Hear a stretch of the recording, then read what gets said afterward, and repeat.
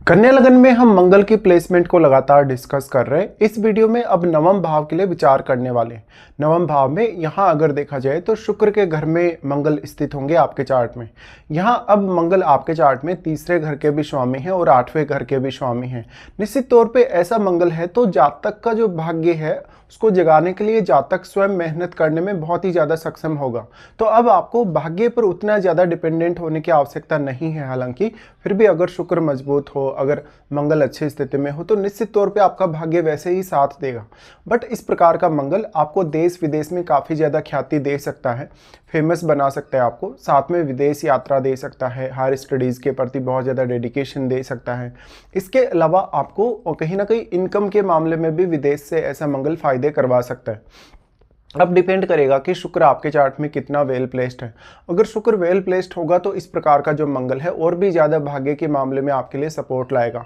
और फिर मंगल के साथ बैठा हुआ ग्रह भी आपके लिए उतना ही ज़्यादा इंपॉर्टेंट हो जाता है, क्योंकि मंगल अपने साथ बैठे हुए ग्रह को काफ़ी ज़्यादा एक्टिवेट रखते हैं। और मंगल जिन जिन भावों पर दृष्टि डालेंगे उन भावों में बैठे हुए ग्रहों की जो क्वालिटीज़ हैं उनको भी काफ़ी ज़्यादा प्रभावी तरीके से दिखाते हैं। इसलिए यहाँ मंगल जिन जिन भावों पर प्रभाव डाल रहे हैं उन भावों में बैठे ग्रह पर भी आपको विचार कर लेना चाहिए। नॉर्मली हम ये मानते हैं कि इस प्रकार से अगर, क्योंकि मंगल थर्ड लॉर्ड होके आ रहे हैं 9th हाउस में, निश्चित तौर पे अब मंगल आपको मेहनत करने, हार्डवर्क करने या किसी भी प्रकार का टारगेट हासिल करने में काफ़ी हद तक मदद कर सकते हैं। हालांकि इस प्रकार का मंगल कभी कभी आपके पिता के साथ रिश्तों को लेकर उतना अच्छा साबित नहीं होता। इवन मैरिज के लिए भी कभी कभी बहुत ज़्यादा समस्या हो सकती है।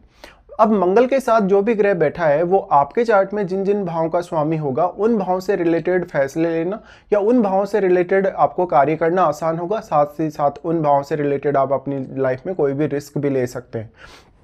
हालांकि इस प्रकार का मंगल है तो जातक को शुरुआत में ये सारे प्रभाव नजर नहीं आएंगे अर्ली एज में, लेकिन जातक का 25 की एज में जीवन में बहुत ज़्यादा प्रोग्रेस होने की संभावना बन जाएगी। मंगल सबसे पहले यहाँ से फिर प्रभावित करेंगे आपके 12th हाउस को, जहाँ वो 12th हाउस पर अपनी दृष्टि डाल रहे हैं। तो मैरिज के लिए अच्छा साबित नहीं होने वाला।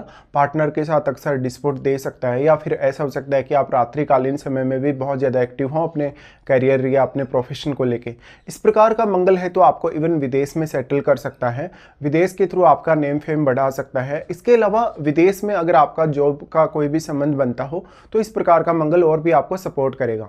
अब यहाँ मंगल आपके चार्ट में 8वें घर के भी स्वामी हैं। 8वें घर के स्वामी होने की वजह से इस बात की संभावना भी काफ़ी ज़्यादा है कि अष्टम भाव से रिलेटेड कोई भी प्रकार का कार्य करने के लिए अब आप विदेश जा सकते हैं। यहाँ पे फिर आप सेटल भी हो सकते हैं जाकर।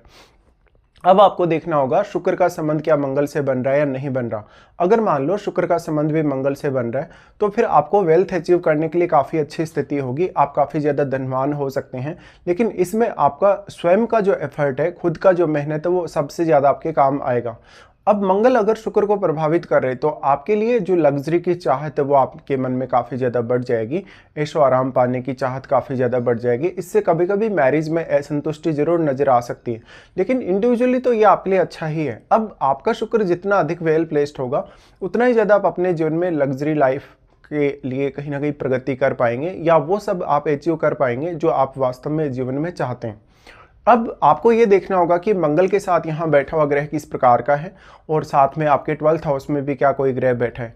देखिए 12th हाउस पे मंगल का प्रभाव आपको इस तरीके से भी विचार करना चाहिए कि ऐसा मंगल हो सकता है आपको कैरियर वगैरह के लिए या किसी भी पर्टिकुलर गोल के लिए बहुत ज़्यादा एक्टिव बनाए रखे। तो आप समय पर नींद नहीं ले पा रहे, आप बहुत लेट तक सोते हैं और अपने काम के प्रति, अपना जो भी प्रोफेशन है उसके प्रति बहुत ज़्यादा डेडिकेशन दिखाते हैं। इस वजह से कभी कभी ऐसा भी होगा कि आप अपने जीवन साथी को पर्याप्त रूप से समय नहीं दे पाएंगे, इवन अपने फैमिली के मेंबर्स को भी। तो थोड़ा बहुत मतभेद या इस प्रकार की स्थितियां बन सकती है मंगल के यहाँ होने से। उसके बाद मंगल अपने ही घर पे अपना प्रभाव डालते हैं, यानी अपनी दृष्टि आपके 3rd हाउस पे डालते हैं। तो 3rd हाउस इनका स्वयं का ही है, तो 3rd हाउस में अगर कोई भी ग्रह होगा तो मंगल उस पर अपना और भी ज़्यादा प्रभाव डालने में सक्षम हो सकेंगे। अब मंगल यहाँ बैठे कैसे स्थिति में है, क्या वो अस्त हैं, क्या वो वक्री हैं। देखिए अस्त होने की स्थिति, चाहे मंगल वक्री भी हों तो भी काफ़ी ज़्यादा स्ट्रॉन्ग प्रभाव ये डालने में सक्षम होते हैं, क्योंकि ये फायरी प्लैनेट है। फायरी होने की वजह से जब अगर ये अस्त होंगे तो इनका प्रभाव और ज़्यादा बढ़ जाएगा सूर्य से एनर्जी मिलने की वजह से। हालांकि अगर मंगल वक्री हो तो काफ़ी ज़्यादा डेंजरस होते हैं। तो वक्री मंगल अगर आपका है तो रिश्तों के लिए काफ़ी नकारात्मक साबित हो सकता है, भले ही जीवन में आपको काफ़ी कुछ अचीव करने में सक्षम बनाएगा। अब जो थर्ड हाउस पे इनकी दृष्टि पड़ रही है, तो मंगल आपको किसी भी हद तक ले जा सकता है आपकी लाइफ में टारगेट अचीव करने, या जो भी आपको जीवन में कुछ भी अगर पाना है तो।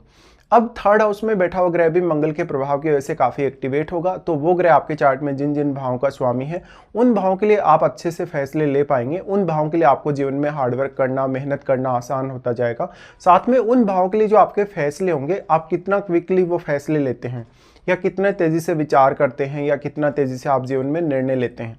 अब जो थर्ड हाउस आपका इतना एक्टिवेट हो रहा है मंगल के प्रभाव की वजह से, तो ऐसा मंगल आपके साहस में वृद्धि करेगा, आपके एफर्ट में वृद्धि करेगा। हालांकि एफर्ट करना आपके लिए बहुत ज़्यादा इजी रहेगा, लेकिन निश्चित तौर पे इस प्रकार का जो मंगल होगा आपको किसी भी काम के प्रति बहुत ज़्यादा इच्छा शक्ति जगाएगा, आप में आत्मविश्वास भी अच्छा जगाएगा।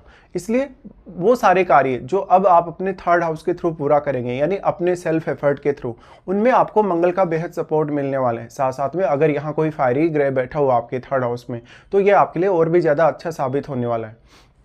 फिर इनका प्रभाव आपके फोर्थ हाउस पे होगा। देखिए, फोर्थ हाउस मंगल के लिए बृहस्पति का घर है, अपने मित्र का। तो अब फोर्थ हाउस में बैठा हुआ ग्रह तो एक्टिवेट होगा ही। मंगल का प्रभाव फोर्थ हाउस पे रहने से धन संपत्ति के मामले में, प्रॉपर्टी वगैरह के मामले में मंगल काफ़ी अच्छी स्थिति को दिखाते हैं। भले ही आपको मंगल घर से दूर सेटल करें, या किसी अदर स्टेट में, या फिर फॉरेन में, लेकिन फिर भी आपके पास जो धन संपत्ति है या जो भौतिक सुख सुविधाएं हैं वो पर्याप्त रूप से होने के चांसेज हैं। अब इसमें जो सबसे बड़ा रोल निभाएगा फोर्थ हाउस में बैठा हुआ ग्रह, उसको आपको देखना होगा। फोर्थ हाउस में अब क्योंकि फोर्थ लॉर्ड वैसे तो बृहस्पति हैं आपके चार्ट में, तो बृहस्पति की प्लेसमेंट भी आप देखिए। और फोर्थ हाउस में कोई भी ग्रह जो बैठा है वो मंगल के प्रभाव की वजह से वो काफ़ी ज़्यादा एक्टिवेट होगा, तो उससे संबंधित जो आपके चार्ट में भाव हैं उनको आपको विचार करना चाहिए। अब हालांकि आपको ये भी विचार अवश्य करना चाहिए कि मंगल आपके चार्ट में जिन जिन भावों को रिप्रेजेंट कर रहे हैं, जैसे कि थर्ड हाउस को और आपके एट्थ हाउस को, तो इन भावों में बैठे हुए ग्रहों का जो रोल है आपकी लाइफ में वो भी उतना ही ज़्यादा इंपॉर्टेंट है। साथ साथ में आपके लिए मंगल की महादशा भी बहुत ज़्यादा इंपॉर्टेंट हो जाती है। और मंगल की महादशा अगर आपको है तो कौन से पर्टिकुलर एज पीरियड में ऐसी दशा आपको आने वाली है, इस हिसाब से मंगल आपको काफ़ी सारे फायदे देंगे, बहुत ज़्यादा आपको एक्टिव बनाए रखेंगे, काफ़ी ज़्यादा डेडिकेशन के साथ या एफर्ट करने में आपको मंगल काफ़ी ज़्यादा हेल्प करेंगे। तो एक तरीके से इस प्रकार के मंगल की प्लेसमेंट को हम काफ़ी अच्छा मान सकते हैं। हालांकि दूसरे किसी भी ग्रह का प्रभाव अगर मंगल पर है या मंगल के साथ कोई भी ग्रह बैठा है, तो मंगल के रिजल्ट कुछ हद तक थोड़े बहुत बदल भी सकते हैं। इस प्रकार का मंगल है तो अपने रिश्तों को प्रोटेक्ट करने के लिए हमेशा आपको ध्यान रखना होगा।